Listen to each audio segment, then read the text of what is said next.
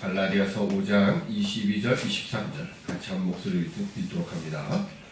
오직 성령의 열매는 사랑과 희락과 화평과 오래 참음과 자비와 양선과 충성과 온유와 절제니 이 같은 것을 금지할 법이 없나니. 아멘. 네, 한 번 더 기도드리겠습니다. 사랑의 아버지 하나님, 이 시간도 성령 하나님께서 함께 하시고 도우셔서 오늘 우리를 향하신 하나님의 온전하신 뜻을 깨달아 알 수 있도록 은총을 더하여 주시옵소서. 감사하며 예수님의 이름으로 기도드리옵나이다. 아멘. 오늘 갈라디아서 5장 22절 23절 말씀 속에 있는 성령의 열매, 여섯 번째 시간으로 여섯 번째 열매로 기록되어 있는 양선에 대해서 함께 우리가 생각해 보며 은혜를 나누고자 합니다. 양선이라고 하는 것은 헬라어로 말하면 아가도슈네라고 하는 그런 헬라어인데요.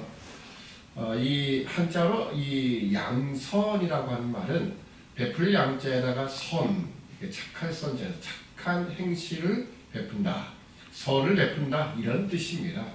그러니까 성령의 열매 가운데 하나가 바로 선을 베푼다인데, 우리가 이미 사랑이라는 열매도 있고요, 자비라는 열매도 있습니다. 사실 이 자비라는 열매와 이 양선이라는 열매를 사실은 이렇게 둘이 구분할 수 없다라고도 이렇게 보통 학자들이 이야기를 합니다.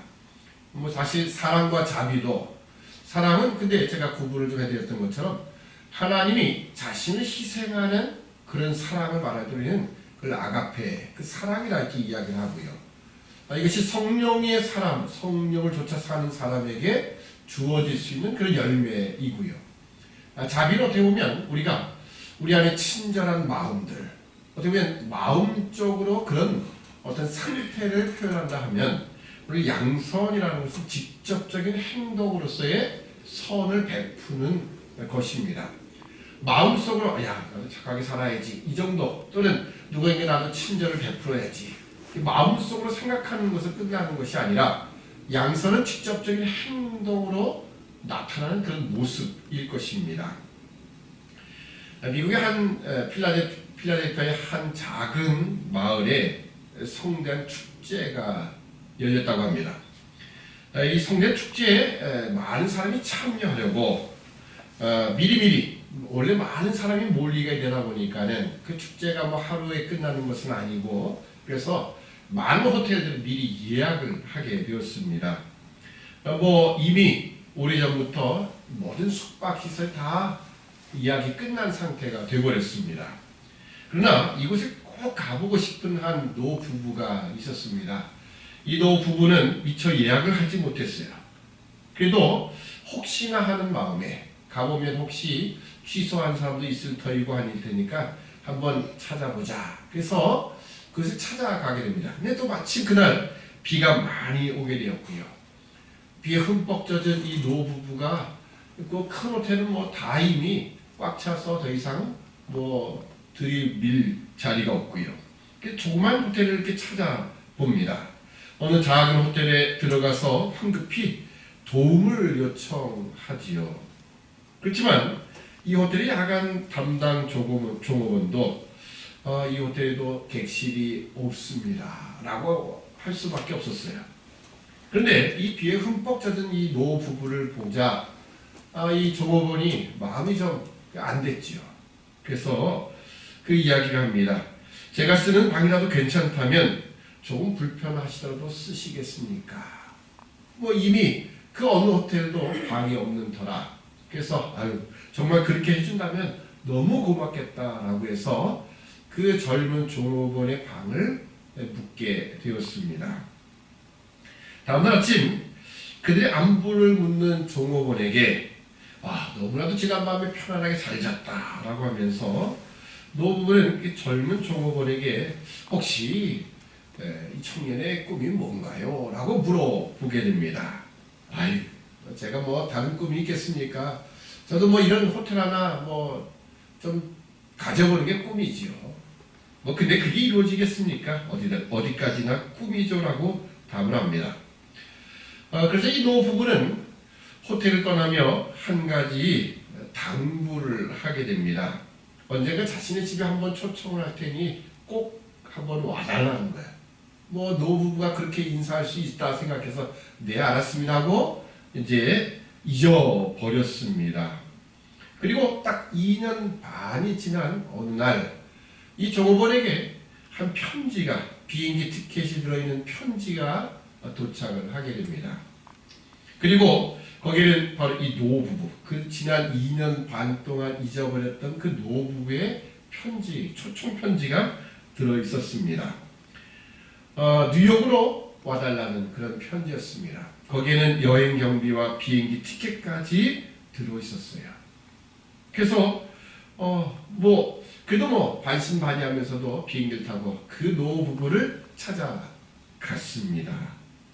이 청년을 반갑게 맞이한 노부부는 그날의 멋진 잠자리를 선물해 주는 것에 대한 보답을 하고 싶다고, 내가 멋진 호텔로 내가 하룻밤을 재워주겠다고 그 호텔로 데려갑니다. 이 청년은 너무 비싼 호텔은 제가 사양합니다. 제가 했던 건 너무나 초라한 방인데 어떻게 제가 그럴 수 있겠습니까 하고 사양을 하지만 결국 그 차가 그를 데리고 간 차가 멈추는 것은 지은 지 얼마 되지 않은 미국에서도 아주 유명한 아스토리아라는 호텔이었다고 합니다.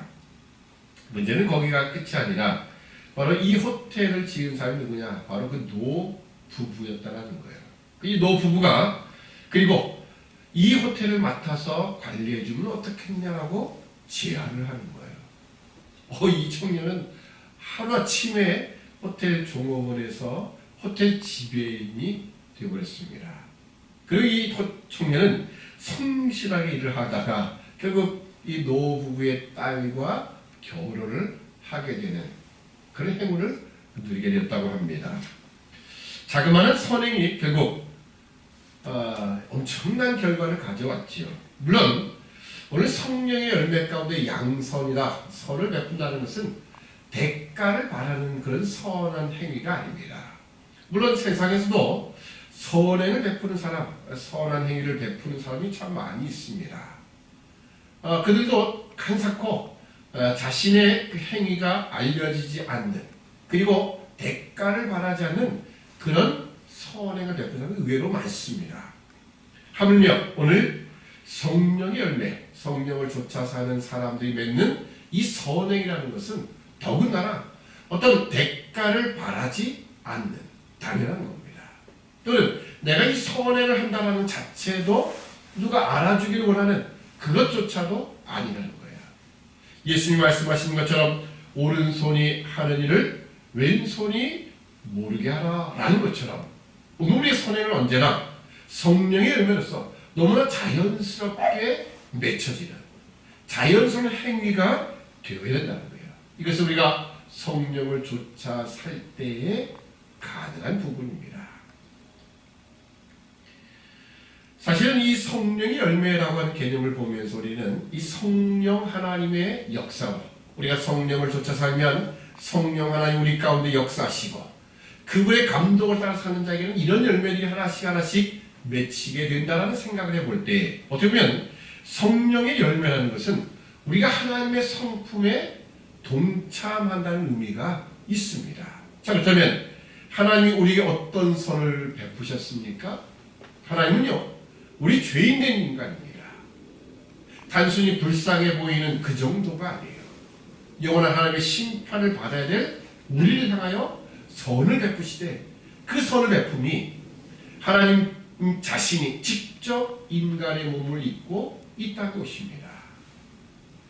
예수 그리스도 성자 하나님이 이 땅에 오셨을 때 그렇죠, 가난한 자들 또는 환난과 핍박을 당하는 자들, 고난 가운데 있는 또는 백성들 어려운 자들, 그런 자들을 찾아 그들을 위로하시고 그들과 함께 사시며 그들의 친히 모든 가난함과 굶주림 속에서 병으로부터 치유하시는 그런 선을 베푸실 뿐만 아니라 가장 최고의 선은 죄인된 우리를 위하여 십자가에 달려 죽으시는 거예요.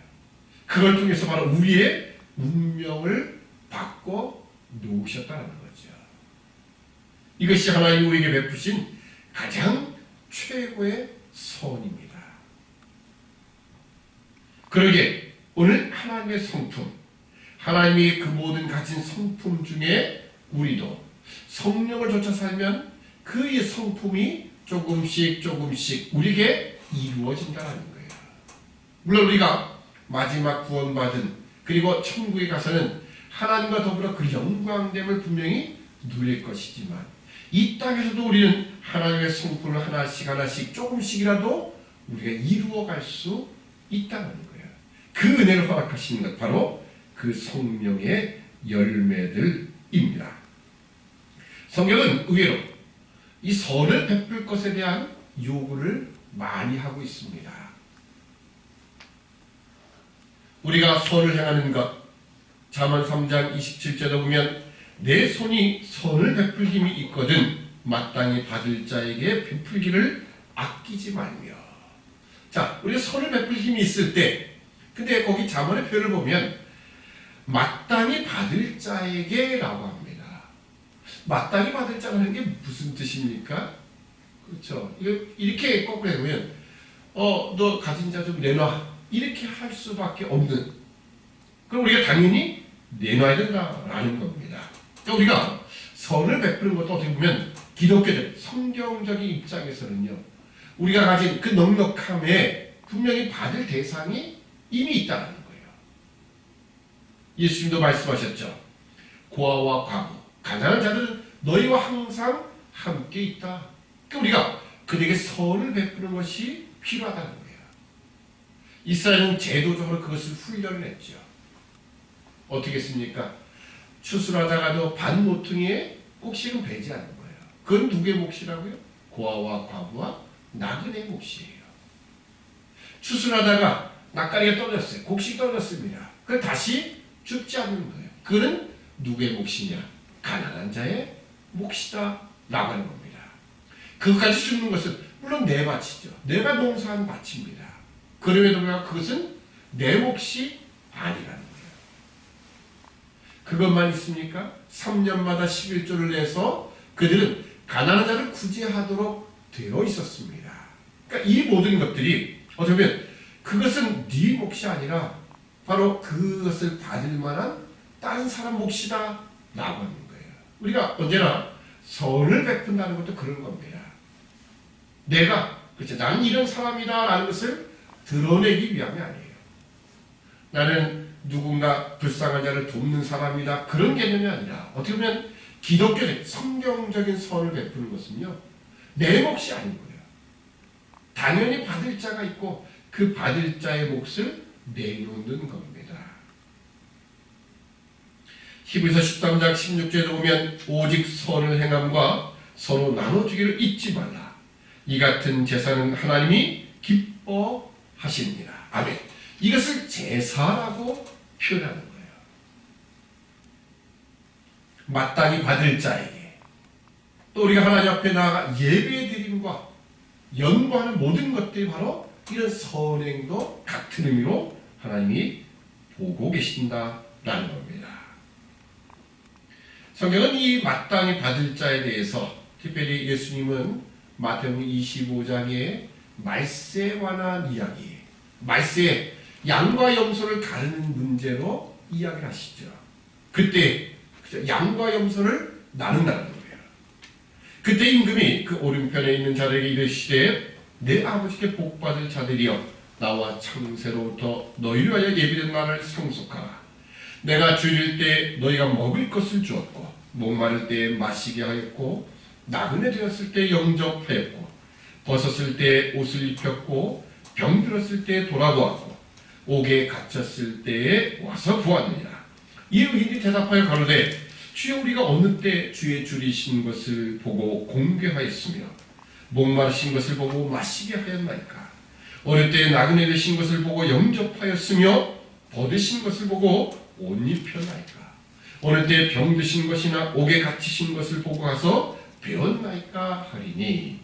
임금이 대답하여 가로사대 내가 진실로 너희에게 이르노니 너희가 여기 내 형제 중에 지극히 작은 자 하나에게 한 것이 곧 내게 한 것이니라 하시고. 아멘. 너희 가운데 너희가 사는 세상에서 지극히 작은 자, 지극히 작은 자가 누구겠습니까? 그 바로 가난하고 소외된 자들, 그 당시에 고아와 과부, 나그네 이런 자들 다 작은 자에 속하는 겁니다. 우리는 이제 작은 자라 이렇게 표현하지만 소자라고도 표현을 하죠. 소자. 그 당시에 소외되고 또 자신의 위치, 신분상 그럴 수밖에 없는 자들이에요. 그런 자들에게 한 것이 바로 예수 그리스도 주님께 한 것이다 라고 주님이 인정하시는 거예요. 우리 잘 알듯이 반대편에 왼편에 있는 그 자리에 뭐라고 합니까? 내가 목마를 때, 내가 벗었을 때, 내가 배고플 때, 내가 병들었을 때, 내가 감옥에 갇혔을 때 너희가 나를 돌아보지 않았다. 아니 주님 우리가 언제 그랬습니까? 우리가 예배도 잘 드리고 뭐 다 하지 않습니까? 근데 지극히 작은 자에게 하지 않은 것이 바로 나에게 하지 않은 것이다 라고 말씀을 하시는 겁니다. 어쩌면 이 세상에는요 주님의 말씀대로 가난한 자가 끊이지 않는 것, 이게 당연한 이야기일 겁니다. 특히 이 자본주의 사회에서는요 점점 더 그럴 수밖에 없어요. 부자는 가만히 있어도 자기 재산이 그냥 가만히 있어도 늘어나는 그런 일이 있고요. 가난한 자는 아무리 애를 써도 발버둥 쳐도 늘 그 가난을 모면하고 더 밑으로 추락할 수밖에 없는 것. 그게 이 자본주의의 사실 가장 큰 단점이기도 하지요. 그러니까 그런 면에서 볼 때 오늘 이 모든 문제는 바로 오늘 우리에게 선을 베풀 만한 힘이 있거든 마땅히 받을 자에게 베푸는 것. 이것이 바로 양선입니다. 성령을 쫓아 사는 사람, 성령의 열매로서의 이런 것이 우리 안에 분명히 있어야 한다는 거예요. 마음속에 갖고 있는 것, 그것이 끝이 아니라 우리가 직접적인 행동으로 나타났을 때 바로 양선이라는 열매가 우리에게 주어지는 겁니다. 또 하나 기억할 것은 성경이 선을 베풀음에 대해서 이렇게 말씀하는 구절이 있습니다. 에베소서 4장 28절을 보면 도적질하는 자는 다시 도적질하지 말고 돌이켜 빈궁한 자에게 구제할 것이 있기 위하여 제 손으로 수고하여 선한 일을 하라. 아멘. 그렇죠? 제 손으로 수고하여 선한 일을 하라 라고 말씀합니다. 그래, 가만히 있어도 얻어지는 돈, 꽁돈 뭐 이런 것 갖고 하는 이야기가 아니죠. 제 손으로 수고하는 것, 그럴 때 진정한 가치가 있지요. 물론 뭐 사람마다 차이가 있겠지만 또 그 마음 자체를 우리가 다 알 수는 없지만 사실 엄청 많이 그 연예인들 특히 그렇죠. 스포츠 선수들 그러면 우리가 생각하는 그 이상의 대우를 받는 건 틀림없습니다. 뭐 한번 축구 선수라는 그 유명한 지금 손흥민처럼 그런 선수가 되면 우리가 정말 생각도 못하는 돈이 연봉으로 책정되죠. 우리는 평생 가도 정말 만져볼 수도 없는 그 생각도 못하는 돈을 연봉으로 받는 그런 위치에 서게 됩니다. 그것만입니까? 어느 연예인은 어느 영화 한 편을 찍는데 뭐 드라마를 찍는데 한 편당 뭐 몇 억씩 이렇게 받는데요. 이게 도대체 이게 맞는 이야기입니까? 저는 차라리 텔레비전이 없어졌으면 좋겠어요. 그러면 지금 돈 버는 연예인들 스포츠 선수요 다 그냥 굶을지도 몰라요. 좀 그런 건 좀 그렇지만 사실 자기가 좋아서 하는 것과 그리고 그 이상의 돈을 얻는다는 것과는 이게 좀 다른. 그래서 텔레비전이 없어지면 텔레비전 없어지면요 그 사람들 다 그렇죠? 자기가 좋아서 하는 거지 지금처럼 그렇게 돈을 엄청 버는 일은 아마 없을 겁니다. 그래서 제가 그런 생각을 해봤어요. 텔레비전이 어떻게 좀 없어질 수 없는가. 그러면 또 우리가 더 재미가 없겠죠. 그건 좀 불가능한 일일 것 같고요. 하여튼 그런 생각을 다 해보게 됐어요. 이 코로나19 때문에요. 코로나19가 우리 사회 별별걸 다 멈추게 만들죠. 혹시 TV는 멈추지 않게 하나? 가능할 수 있겠죠. 방송, 그만 안 돼요. 임지사님 위해서 안 돼요. 방송국이 멈추게 되면 그 길을 있겠지만, 그거 안 됩니다. 임지사님 계셔서 안 돼요. 하여튼 제가 이런 엉뚱한 상상을 좀 해본 것 뿐입니다. 그만큼 근데 그들이 그만 돈을 받으면서 사실 기부를 해도요. 어떻게 보면 그들이 가는 기부는요. 자기가 세금 받는 거를 사실은 그거를 좋은 면에 쓰는 경우가 상당히 많아요. 정말 제가 했죠. 아가페 사랑이라고 하는 사랑, 성령이 열매는 사랑이라는 건요. 정말 자기 희생될 수 있어야 돼요. 자기 주머니를 빈다라는 것이 확인이 돼야 그 진정한 사랑입니다. 오늘 양손도 마찬가지가 아니겠습니까? 그렇죠? 이건 내 몫이 아니라 이건 마땅히 받을 자가 있다라는 차원에서 그걸 우리가 선행으로 선을 베푸는 차원으로 가야 맞는 거예요. 더군다나 제 손으로 수고하여 하는 겁니다.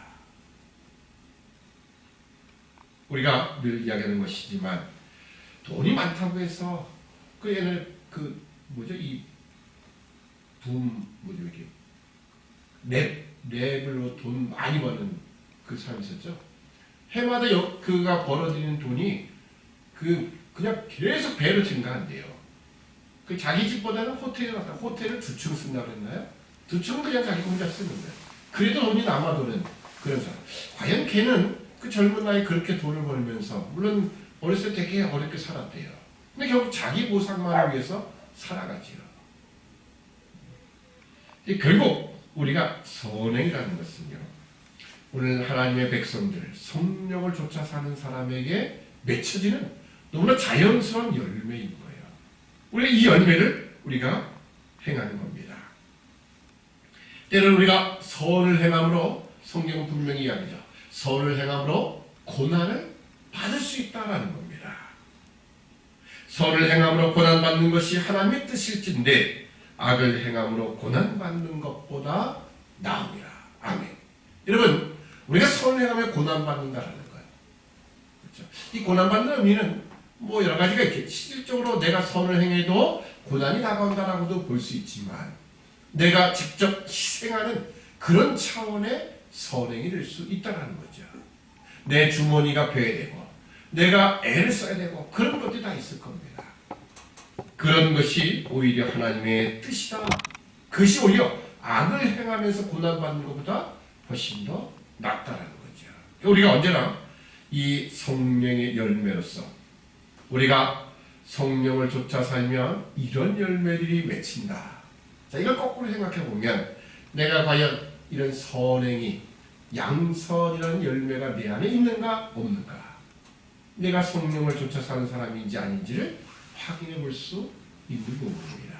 우리가 성령을 쫓아 사는 것, 이런 열매들로 우리 자신을 확인해 보고 그 동시에 우리가 이런 열매가 하나씩 하나씩 맺혀도 계속 성령의 감동을 쫓아 살아가는, 주님이 말씀하실 때 하나님 말씀을 통하여 성령이 감동을 주실 때 우리가 그것을 실천할 수 있는, 그래서 열매가 우리 안에 주렁주렁 맺혀지는 우리 모두가 되어야 할 것입니다. 기도하겠습니다. 사랑의 아버지 하나님, 은혜와 사랑을 참으로 감사합니다. 성령을 쫓아 사는 자들에게는 이런 열매를 맺힐 터인데 선을 행하는 것, 우리가 선한 행위를 베풀어 주는 것, 이 모든 것이 성령의 열매인 것을 알진데 과연 우리에게도 선행이 있는가? 가난하고 또 궁핍한 자들, 고아와 과부, 나그네와 같은 자를 우리가 대접하며 그들에게 선을 베푸는가, 다시 한번 우리가 그래서 과연 성령을 쫓아 사는 사람인가 다시 한번 확인해 볼 수 있는 우리 모두가 되기를 소원합니다. 성령이 말씀하시고 우리 감동을 주실 때 그것을 따라 행할 수 있는 믿음의 백성들로 삼아 주옵소서. 감사하오며 예수님의 이름으로 기도드립니다.